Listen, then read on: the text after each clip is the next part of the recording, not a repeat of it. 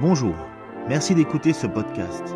Nous sommes l'église évangélique baptiste La Bonne Nouvelle située à Dijon, au 8B rue Jules Viol. Nous serions heureux de vous y rencontrer un jour et nous vous souhaitons une bonne écoute. Bonjour. Ça va aller, ça va se régler. Voilà. Le plus difficile pour un prédicateur, c'est de transformer, de faire en sorte que les complications du texte soient faciles. En tout cas, moi, c'est mon grand désir, c'est que lorsque je prépare une prédication, mon cœur, c'est « Seigneur, aide-moi à faire comprendre ta parole ». Et le texte de ce matin est un texte qui est compliqué, si l'on veut, parce qu'il y a tellement de matière doctrinale, si on pourrait y passer des heures et des heures et des heures, et ce n'est pas mon désir vis-à-vis de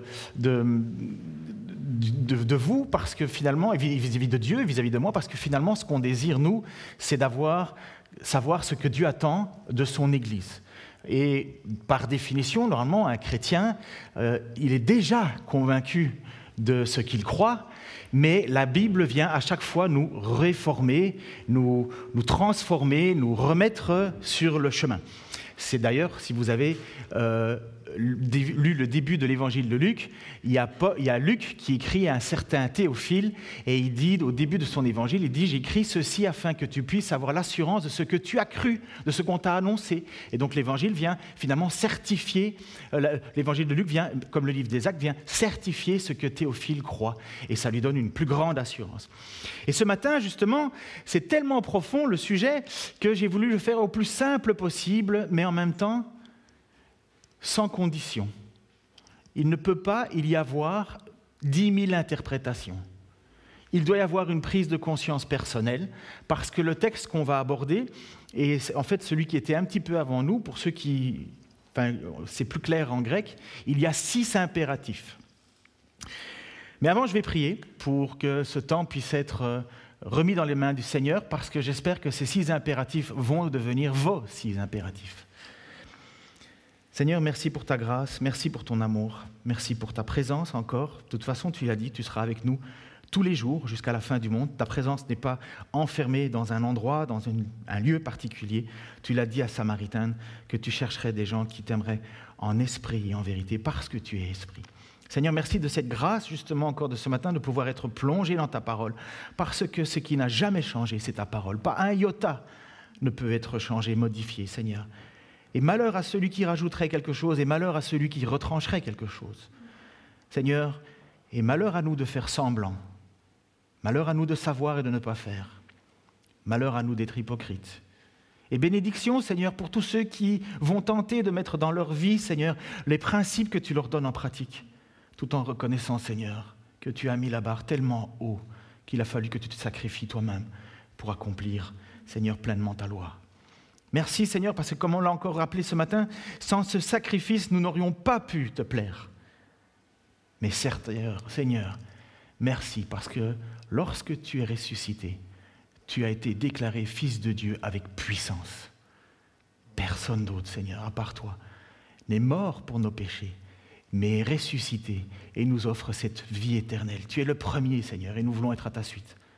Alors que ces 6 impératifs, Seigneur, soient nos 6 impératifs, au nom de Jésus-Christ. Amen. Maintenant, vous savez qu'il y a 6 impératifs, je vous tiens au moins jusqu'à la fin. Lorsque Jésus prêcha au bord du lac de Génézareth, qu'on appelle aussi lac de Galilée, j'ai découvert encore des choses, parce que parfois je me disais, mais de quel lac il parle ? Parfois c'est un lac, une fois un lac et un autre, je dis, mais il n'y en a pas 10 000 des lacs. Et puis voilà, le lac de Galilée, le lac de Génézareth, c'est la même chose. Son discours fut si troublant que certaines personnes s'arrêtèrent de le suivre.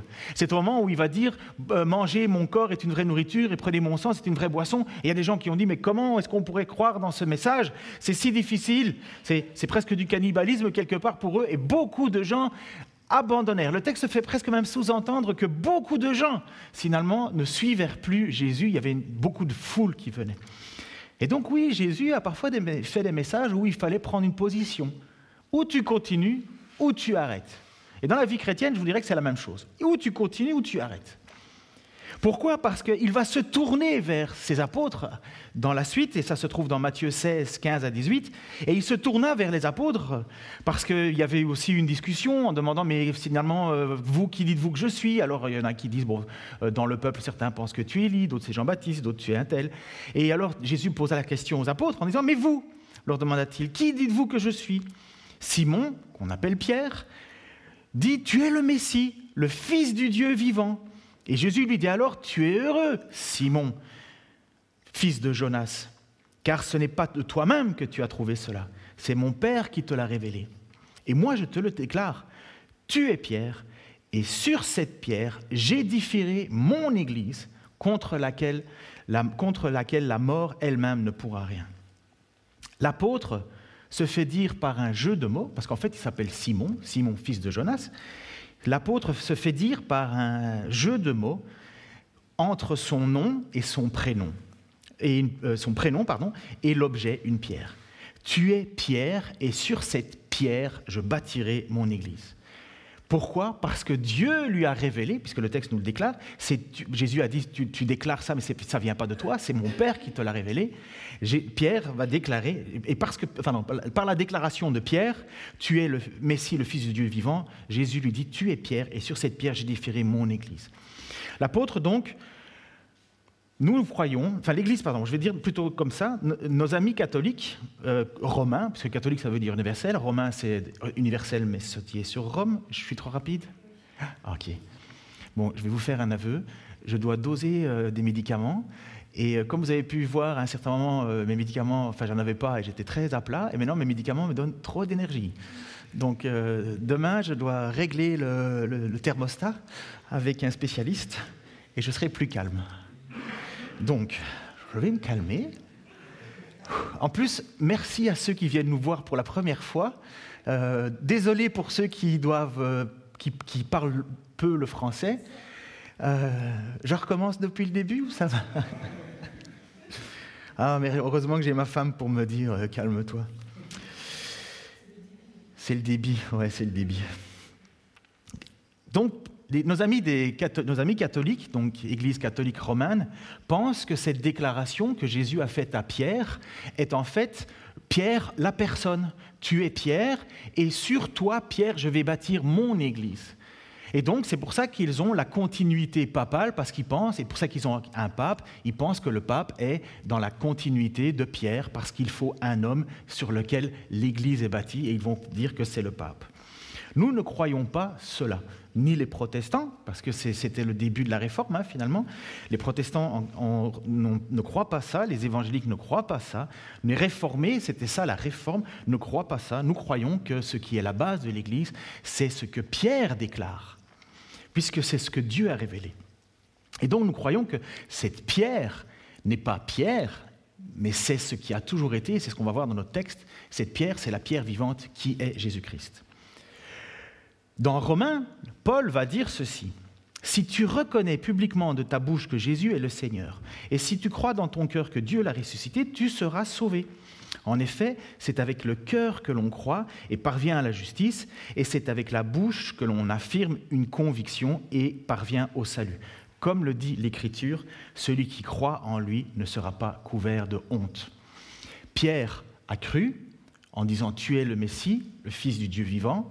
Il lui a dit « Tu es Pierre, sur cette pierre je bâtirai mon Église ». Tout chrétien qui déclare de sa bouche que Jésus est le Seigneur, s'il croit dans son cœur que Dieu l'a ressuscité, et s'il déclare de sa bouche que Dieu l'a ressuscité, il sera sauvé. Et donc nous devenons des pierres. Nous devenons, nous aussi, comme l'apôtre Pierre, une pierre. Ça va ? Et maintenant, dans sa lettre, puisque c'est le sujet de notre étude, 1 Pierre 2, 4, 10, maintenant, dans sa lettre, l'apôtre Pierre va reprendre le thème de la pierre. Ça doit lui rappeler quelque chose, à mon avis, à l'apôtre Pierre lorsqu'il écrit ça. Mais il va parler d'une pierre vivante. Et dans notre étude, vous allez voir, je pense que c'est le verset 4. Il faut, ce que je vais vous... Alors, ça s'embrouille dans ma tête. Il faut comprendre que le verset 4 est lié au 6 et au 8, et il faut comprendre que le verset 5 est lié au 9 et au 10. Au début, je vous avais mis les textes complets, mais je me suis dit non, je ne vais pas perdre tout le monde, on va revenir. Donc là, vous allez lire le verset 4, j'ai enlevé le 5, et puis il y a le 6, 7, 8. Et puis après ça, on fera le 5, avec lequel j'ai lié le 9 et le 10, pour bien comprendre ce que Pierre veut nous expliquer. Voilà ce qu'il va dire dans sa première lettre, chapitre 2, versets 4 et 6, et suivant. « Il est la pierre vivante que les hommes ont rejetée, mais que Dieu a choisie et à laquelle il attache une grande valeur. » Je passe au verset 5. « Voici en effet ce qu'on trouve dans l'Écriture à ce sujet. J'ai choisi une pierre de grande valeur et je la pose en sillon, à l'angle de l'édifice. Celui qui met sa confiance en elle ne connaîtra jamais le déshonneur. Pour vous donc qui croyez, l'honneur. Mais pour ceux qui ne croient pas, la pierre rejetée par les constructeurs est devenue la pierre principale à l'angle de l'édifice. Une pierre qui fait tomber, un rocher qui fait trébucher. Parce qu'ils refusent de croire à la parole, il leur arrive ce qui était prévu pour eux.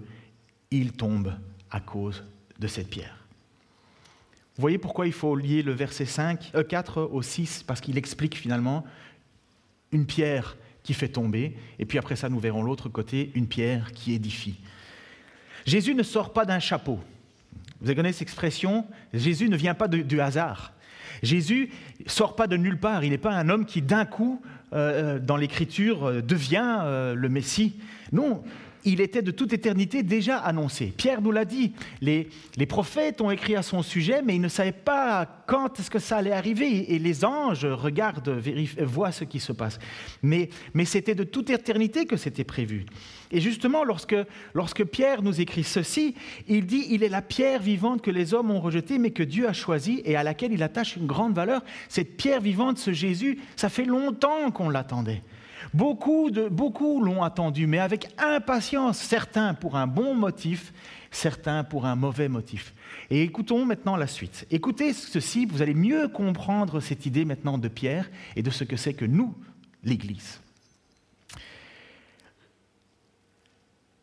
Les Juifs attendaient et attendent encore un Messie. Un Messie, c'est un sauveur, un oint. Oint, ça veut dire Messie. Messie, ça veut dire sauveur. Oint, celui qui était choisi par Dieu. Les Juifs attendaient à l'époque et attendent encore un Messie, un libérateur qui serait comme le roi David.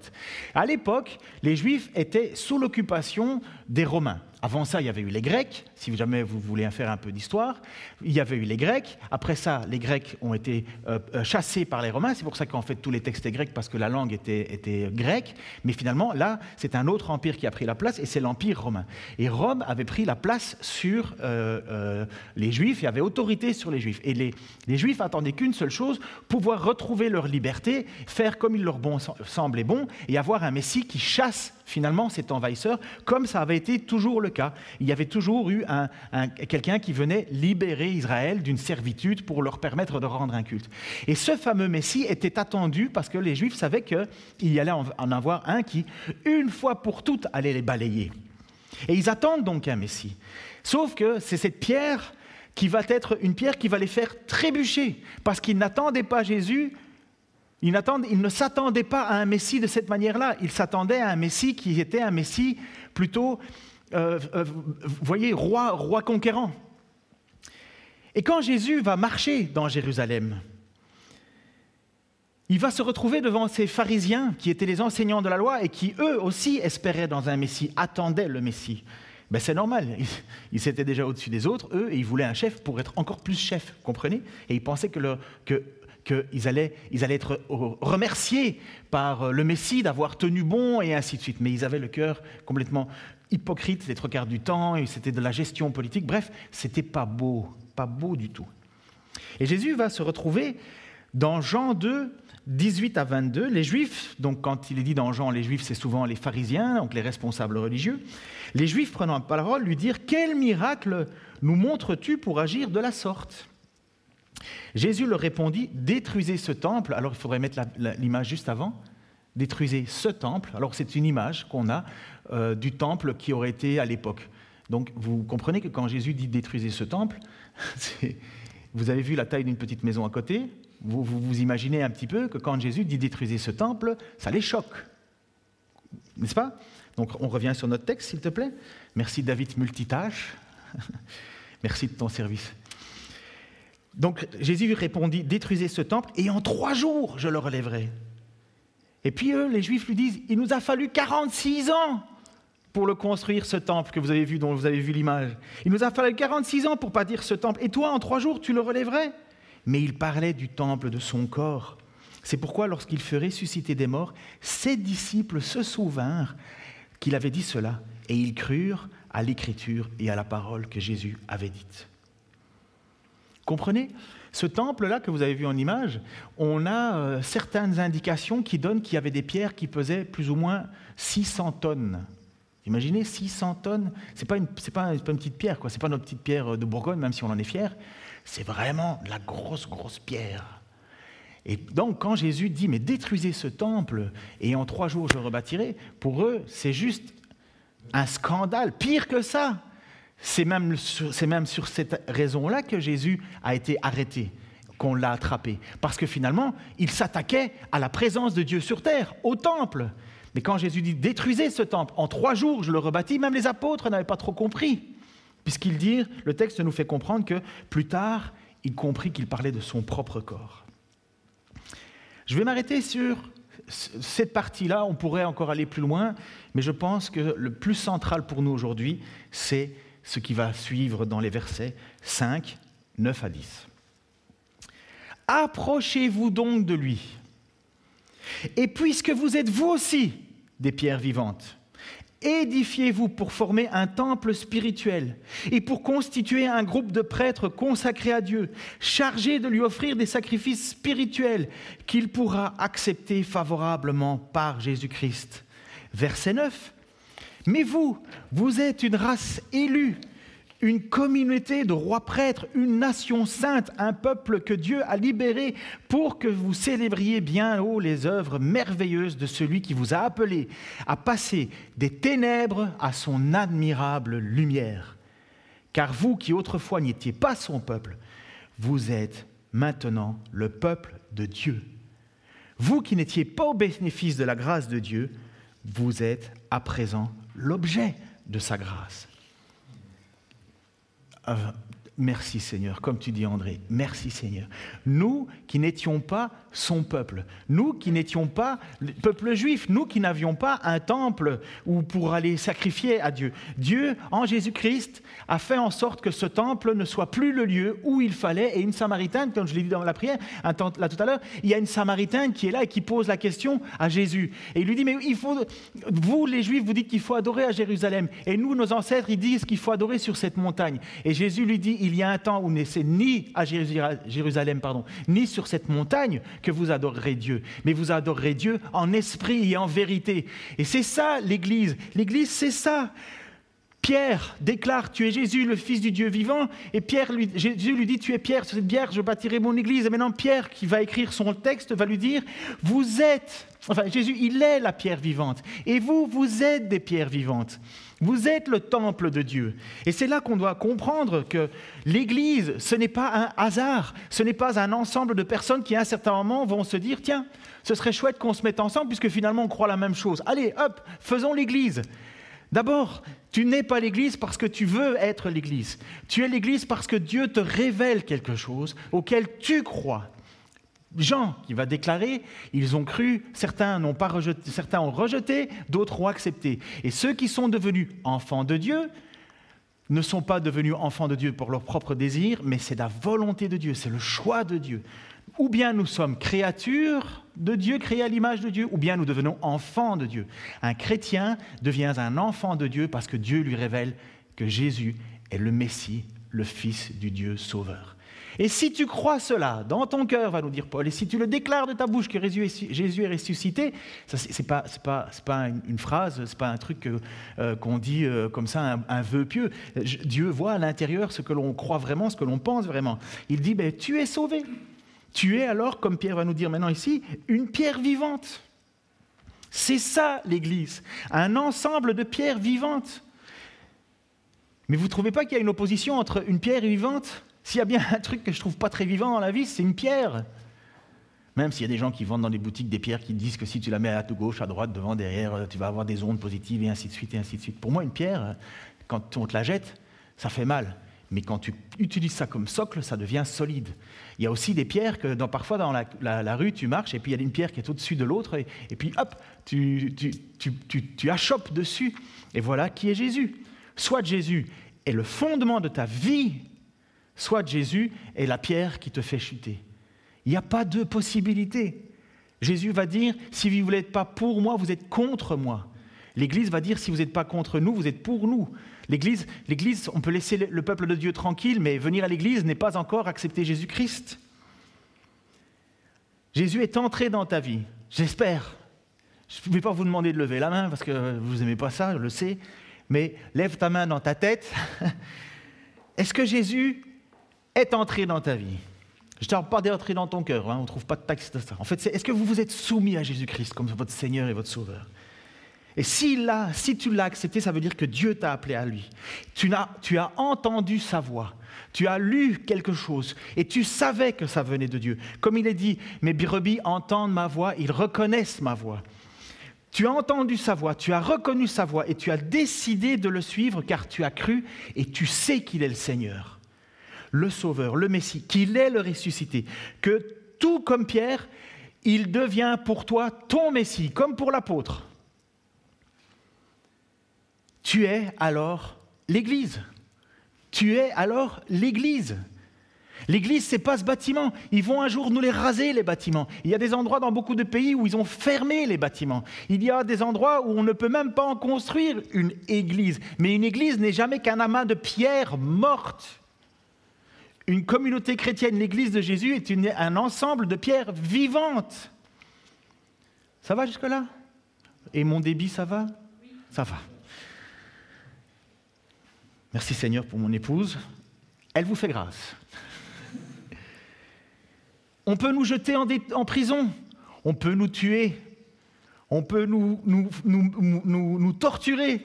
Ça ne prévaudront pas contre les portes de l'Église. La mort ne peut pas tuer l'Église. L'Église, c'est Dieu qui est le socle. C'est Jésus-Christ, la pierre vivante, et nous, la pierre vivante sur laquelle nous, on vient s'agglutiner. Il est mieux que ça, le texte dit qu'il est une pierre d'angle. Alors, ceux qui aiment construire savent qu'une pierre d'angle, c'est une pierre, en fait, la première pierre qu'on met, et c'est elle qui va définir tout l'ensemble. C'est la pierre qu'on pose et sur laquelle on pose toutes les autres afin que le bâtiment soit droit ou pas droit. Donc, tout est basé sur lui. Non seulement il est fondation, mais il est pierre d'angle. S'il n'y a pas Christ au milieu de nous, nous sommes juste nulle part. Ça ne sert à rien tout ça. Mais si Christ est notre fondement, alors là, nous sommes parfaitement l'Église. Nous pouvons nous réjouir de cet héritage.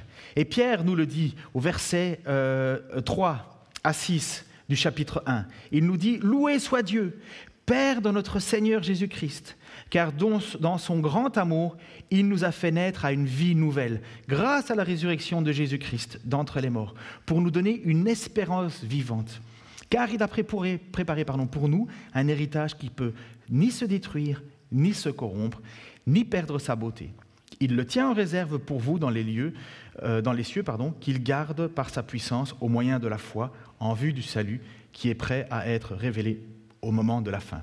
Voilà ce qui fait votre joie, même si actuellement il faut que vous soyez attristés pour un peu de temps par diverses épreuves. Celles-ci servent à éprouver la valeur de votre foi. Le feu du creuset n'éprouve-t-il pas l'or ? Pourtant, l'or disparaîtra un jour, mais beaucoup plus précieuse que l'or périssable est la foi qui a résisté à l'épreuve. Elle vous vaudra louange, gloire et honneur lorsque Jésus apparaîtra. Cet héritage, c'est au ciel. En fait, ce n'est pas au ciel, c'est sur terre, c'est la résurrection. Il va y avoir un jour où Dieu va juger ce monde. Dieu le jugera. Ça va finir toute cette corruption. Le mal va disparaître. Les souffrances vont disparaître. Les maladies vont disparaître. Tout va disparaître pour renaître de nouveau parfaitement. Avec qui dans ce pays ? Qui dans ce nouvelle terre, nouveaux cieux ? Ceux que Dieu a appelés. Ceux que Dieu, à qui il aura fait ce témoignage, et ils auront dit, oui, je crois, ils seront devenus enfants de Dieu. Enfants de Dieu, nous le sommes déjà, mais nous ne sommes pas encore dans le projet, dans le nouveau ciel, nouvelle terre. Il n'y a pas encore ça maintenant. Nous l'attendons, nous l'espérons de tout notre cœur, mais ce n'est pas encore maintenant. Mais Pierre nous dit que cet héritage, rien ne peut nous enlever. Rien ne peut t'enlever ton héritage. On peut te torturer, te blesser, te couper en quatre, tout ce que tu veux. Tu ne perdras pas cet héritage parce que c'est Dieu qui le tient. Mais il va nous dire qu'il y a des impératifs. Nous pouvons être tristes, vraiment, nous pouvons qu'être tristes de voir tant de personnes malheureusement rejeter Christ, rejeter cette pierre. Et elle devient pour eux une pierre d'achoppement. Elle devient pour eux la pierre qui les fait tomber. Mais dans notre reconnaissance du privilège de l'Église, de Christ, nous ne devons pas oublier que faire partie de l'Église, c'est faire partie du peuple que Dieu se forme. Il se forme un temple. À partir de toi, il forme son temple. Il y a un temple ici, il y a un temple à Kiétini, il y a un temple à la Toison d'Or, il y a un temple là-bas, un temple là-bas, il y a un temple là-bas. Il y a des petits temples partout dans le monde entier. Mais avant tout, tu es toi-même, personnellement, le temple du Saint-Esprit. C'est pour ça que Paul va dire, ne faites pas n'importe quoi avec votre corps, parce que vous ne savez-vous pas que vous êtes le temple du Saint-Esprit? Et quand on se réunit, ce sont tous des petits temples qui forment un temple.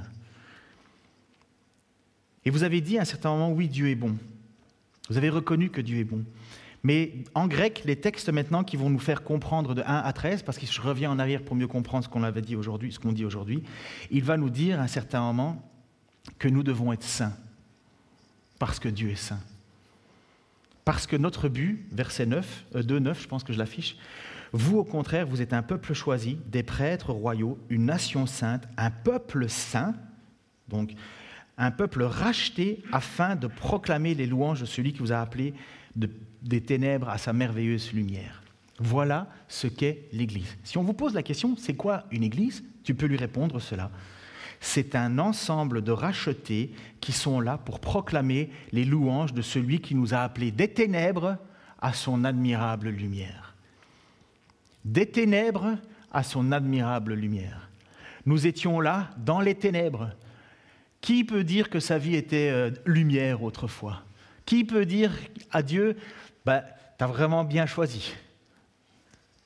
Parce que j'étais lumière et je ne pouvais que faire partie de la lumière. Non, nous savons tous que nous étions ténèbres.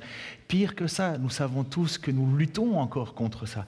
Mais nous sommes un ensemble de personnes qui ont été appelées à son admirable lumière. Et c'est ça, l'Église. Qu'est-ce qu'on fait, en fait, le dimanche? On loue Dieu. Pourquoi? Non pas pour montrer qu'on sait super bien chanter ou pour se dire « ouais, ça me change les idées ». Non, on vient louer Dieu parce qu'on vient louer Dieu pour célébrer ce qui nous a fait passer des ténèbres à son admirable lumière. On vient offrir un sacrifice spirituel. Mais qu'est-ce que ça veut bien dire, offrir des sacrifices spirituels? Ça, c'est une bonne question. Certains ont dit le sacrifice spirituel, c'était la louange. Moi, quand je viens chanter, je viens offrir un sacrifice spirituel. Très bien, mais vous ne trouverez pas ça dans le texte biblique.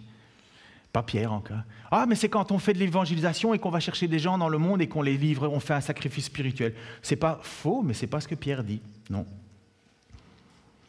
Les sacrifices spirituels, c'est toi qui luttes contre le péché. Je vous ai déjà dit, vous le savez, mais j'aime bien le répéter, on lutte contre 3 choses, nous les chrétiens. On lutte contre notre propre péché intérieur, notre propre convoitise. Lorsque vous péchez, ne dites pas que c'est Dieu qui vous tente, mais ce sont vos propres convoitises qui vous tentent et qui vous en font pécher.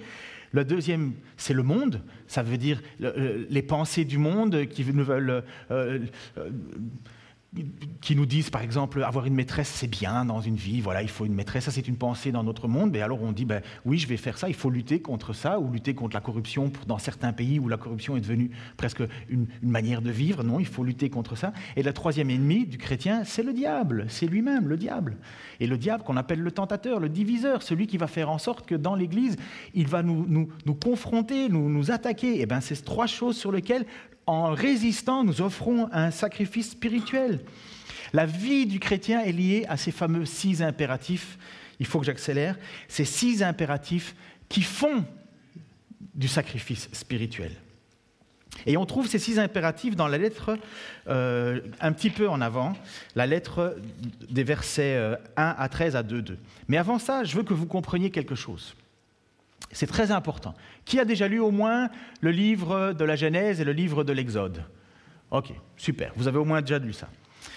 Dans le livre de Genèse, ça parle de la création du monde, et ainsi de suite, et ainsi de suite. Et puis à un certain moment, on se retrouve avec, je passe Noé, je passe d'abord Noé, Abraham, et ainsi de suite. Et puis j'arrive à à Joseph qui prend un peuple, enfin qui ramène avec lui une petite famille, une troupe, et ils arrivent en Égypte. En Égypte, ils sont le bienvenu.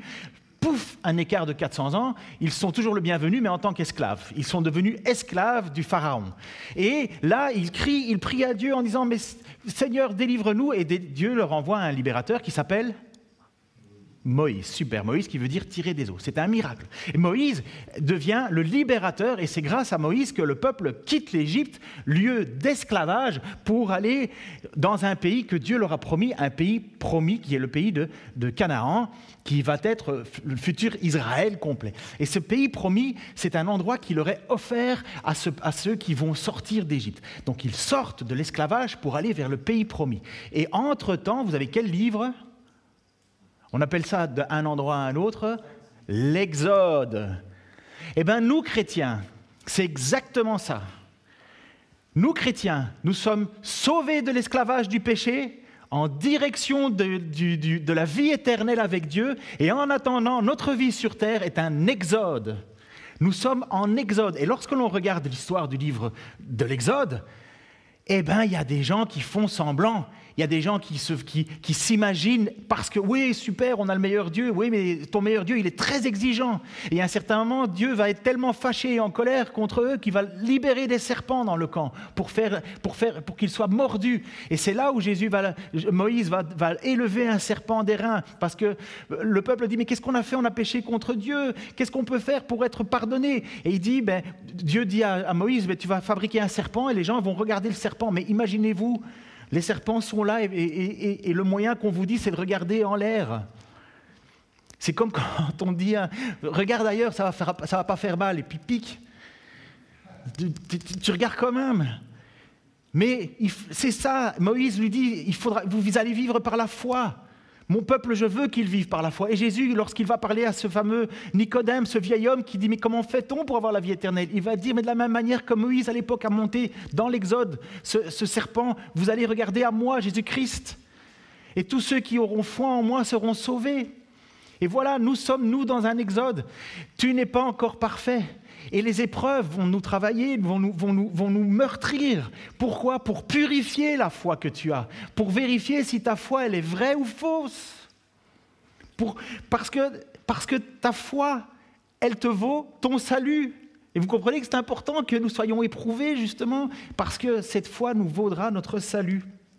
Et donc nous sommes dans un exode et nous passons notre vie à lutter. Nous passons notre vie avec la certitude que nous allons rentrer dans le pays promis. Nous le savons, parce que Christ est mort pour nous. Nous ne le méritons pas, mais nous luttons. Et nous vivons notre exode sur terre. Et il y a 6 impératifs, j'y suis. Aussi, donc de 1 Pierre 13 à 2,5 pour aujourd'hui, aussi mobilisez vos facultés mentales. Ça veut dire utilise ton cerveau. Ce n'est pas que des émotions, la vie chrétienne. C'est d'abord de la réflexion. Soyez sobres, mettez toute votre espérance dans la grâce. Ça, c'est le mot grec impératif. C'est l'impératif. Ça ne se voit pas bien en français parce que ça n'a pas été bien traduit, alors je vous ai mis en surligné ce qui était l'impératif. Mettez toute votre espérance dans la grâce, apportée par la révélation de Jésus-Christ. Je passe un peu.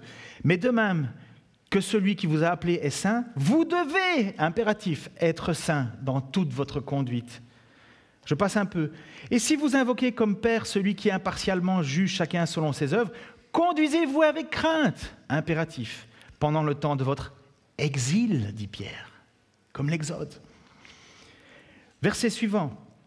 Comme vous êtes purifiés par l'obéissance à la vérité en vue d'une affection fraternelle sans hypocrisie, aimez-vous les uns les autres, impératif, avec ferveur d'un cœur pur. 2.2. Comme des enfants nouveau-nés, aspirez au lait non frelaté de la parole, impératif, afin que par lui, vous croissiez pour le salut. Et verset 5, vous de même, comme des pierres vivantes, construisez-vous pour former une maison spirituelle, impératif, un saint sacerdoce afin d'offrir des sacrifices spirituels par Jésus-Christ. Ce parcours que nous vivons, cet exode que nous vivons, cet exil que nous vivons, la mise en œuvre de ces 6 impératifs, c'est ce qu'on appelle la sanctification. Ça devenir saint, devenir ce que Dieu veut que l'on soit. L'Église est un ensemble de gens qui veulent vivre et qui vivent ces 6 impératifs. Il n'y en a pas d'autres. Il n'y a pas d'autres conditions absolues pour être l'Église. S'il n'y a pas ça dans notre vie, parfois on en développe l'un moins que l'autre. Mais vous savez ce qu'a dit Jean, si tu dis que tu n'aimes pas ton frère et que tu aimes Dieu, tu es un menteur. Tu ne peux pas dire que tu n'aimes pas ton frère et que tu aimes Dieu. Ce n'est pas possible. Impératif, aime ton prochain comme toi-même. On ne peut pas dire de construire, on peut pas dire à Dieu que non, je ne veux pas être saint. Tu dois être saint. Pourquoi ? Parce que Dieu est saint. C'est un impératif. Dans l'Église, tu ne peux pas rentrer, tu peux rentrer n'importe comment, être le plus dépravé de tous les gens. Mais si au bout de 10, 15 ans ou même 6 mois parfois, il n'y a pas de changement qu'on commence à voir, c'est qu'il y a quelque chose qui n'est pas normal. Je dirais pire, c'est que ta vie n'est pas basée sur le roc et que Jésus n'est pas la pierre angulaire de ta vie. S'il n'y a pas de changement, ça veut dire qu'il n'y a pas de fruit. On peut vivre, vous pouvez vivre, comme notre frère Franck nous l'avait très bien prêché. C'était magnifique, le filet, la parabole du filet. Ça ramasse plein de poissons, mais à la fin, c'est Jésus qui fait le tri. Même chose pour livrer le bon grain, ça va pousser ensemble, mais à la fin, c'est Jésus qui fera le tri avec ses anges. On peut venir à l'église par habitude, par tradition, par espoir de dire, bon, j'ai été à l'église, comme ça, j'ai marqué des points au bénéfice de ma relation avec Dieu. Non. Et c'est pas rien ce que je suis en train de vous dire. Vous comprenez que c'est un moment important en même temps, sachant qu'en plus, nous sommes on pourrait presque dire, les temps sont particuliers. Vous savez que pour le moment, il y a des gens qui ont un bouton sous un doigt, là, et ce bouton, c'est l'arme nucléaire, et on se pose la question, on est dans une tension internationale autour de nous, on voit bien que tout va nulle part, dans peu de temps, on se pose la question si on va pouvoir encore aller au boulot parce qu'il n'y a plus d'essence. Enfin, en tout cas, si vous écoutez les médias, c'est déjà l'apocalypse, surtout si vous écoutez, enfin bref. Mais il faudrait être fou pour ne pas se rendre compte qu'il y a quelque chose qui est en train de s'échapper. Là, on n'est plus dans l'abondance, là. Et ça va être encore plus difficile par la suite. Mais l'Église, moi, qu'il fasse un peu plus froid dans l'appartement, c'est pas trop grave, mais je voudrais qu'il fasse pas trop chaud dans ma vie éternelle plus tard. Vous comprenez ? Vous comprenez le jeu de mots ? Et c'est ce que Jésus va dire dans Matthieu 7, 21 à 29.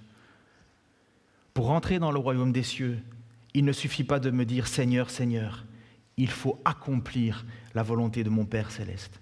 Au jour du jugement, nombreux sont ceux qui me diront « Seigneur, Seigneur, n'avons-nous pas prophétisé en ton nom ? N'avons-nous pas chassé des démons en ton nom ? N'avons-nous pas fait beaucoup de miracles en ton nom ?» Je leur déclarerai alors « Je ne vous ai jamais connus. Allez-vous-en, vous qui pratiquez le mal. » C'est pourquoi celui qui écoute ce que je dis et qui l'applique ressemble à un homme sensé qui a bâti sa maison sur le roc. Il a plu à verse, les fleuves ont débordé, les vents ont soufflé avec violence. Ils se sont déchaînés contre cette maison. Elle ne s'est pas effondrée, car ses fondations reposaient sur le roc, sur la parole de Jésus. Mais celui qui écoute mes paroles, sans faire ce que je dis, ressemble à un homme assez fou pour construire sa maison sur le sable. Il a plu à verse, les fleuves ont débordé, les vents ont soufflé à violence. Ils se sont déchaînés contre cette maison. Elle s'est effondrée et sa ruine fut complète. Quand Jésus eut fini de parler, les foules étaient impressionnées par son enseignement, car il parlait avec une autorité que n'avaient pas leurs spécialistes de la loi. Quelle est ta fondation ? Est-ce que vraiment ta vie est basée sur Jésus, la pierre angulaire ? Ou est-ce que Jésus va être la pierre qui va te faire chuter au jour du jugement ? Quand Dieu va éprouver une fois pour toute ta vie, ou même quand tu es éprouvé par les difficultés, est-ce que tu t'accroches à Jésus ou pas ? On peut avoir des moments terribles dans notre vie. On peut avoir des moments difficiles dans notre vie, ne pas savoir comment on va s'en sortir demain. Il y a des gens qui ont des sujets de prière pour le moment ici dans cette salle tellement intenses. Ils ne savent pas par quel feu du Crézet ils sont en train de passer. Ça ressemble à un jeune homme qui était sur un bateau, le bateau a sombré, et voilà, il nage, il essaie de trouver une solution, il nage, et puis à un certain moment, il arrive sur un rocher, et il s'accroche à ce rocher. Et puis, il est là, et il tient bon, et il passe la nuit, et puis à un certain moment, il y a des sauveteurs qui arrivent, et il dit, mais comment vous avez fait? Est-ce que vous n'avez pas eu peur? Est-ce que tu n'as pas tremblé? Il dit, mais si, j'ai tremblé toute la nuit, j'ai eu peur toute la nuit. Mais le rocher, lui, il n'a pas bougé. Ça, c'est notre vie de chrétien. Soit ta vie, elle est basée sur le roc, soit ta vie, elle va achoper sur le roc. Et je reprends, parce que dans tout institut biblique, on nous enseigne qu'il faut absolument une finalité, quelque chose à mettre en pratique. Voici ce que vous devez mettre en pratique. C'est important. Mettez toute votre espérance dans la grâce. Ça veut dire, demandons pardon tout le temps. Devenez saints. Ça veut dire, lutte chaque jour contre le péché dans ta vie. Conduisez-vous avec la crainte de Dieu. Ne crois pas que les paroles de Dieu sont vaines. Aimez-vous les uns les autres. Faites des efforts pour vous pardonner, pour vous soutenir, pour vous supporter. Faites-le même si le gars en face de vous ou la femme en face de vous est pénible. Elle est une pierre vivante que Dieu a choisie. Quand bien même elle ne le serait pas, ce n'est pas à nous de décider qui montera au ciel ou qui en descendra. Parce qu'à la fin des temps, il va y avoir des pleurs et des grincements de dents. Mais moi, je peux t'assurer que si tu chiales contre quelqu'un dans l'église, c'est toi qui as un problème, c'est pas l'autre. Pardon, je prends trop d'autorité là.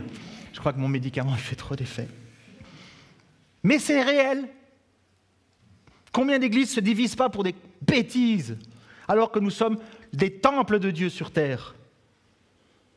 Aspirez à la vraie parole. Aspirez à la vraie parole. Tu peux lire, tu peux écouter, tu peux regarder Médite la Bible, médite la parole de Dieu. Tu comprends que quand Dieu va juger, tu ne vas pas pouvoir sortir ta carte de membre de l'Église de la Bonne Nouvelle ou de ci ou de là. Jésus va regarder au fond de toi et il va le savoir si tu fais semblant ou pas. Et édifiez-vous pour former une maison spirituelle. Ça veut dire faites des efforts pour être l'Église. Parce que c'est le projet de Dieu. C'est son projet. Et tu en fais partie par sa grâce. Et il veut que tu le loues. Et je crois que c'est les annonces après. C'est ça? Tu veux que j'emboîte? Ouais. Ah oui, j'ai... Non, il y a un chant. Et pardon, j'ai pris trop de temps, mais on a une agape après le culte. Donc, Seigneur, tu es le Tout-Puissant, le Dieu éternel, le Dieu 3 fois saint.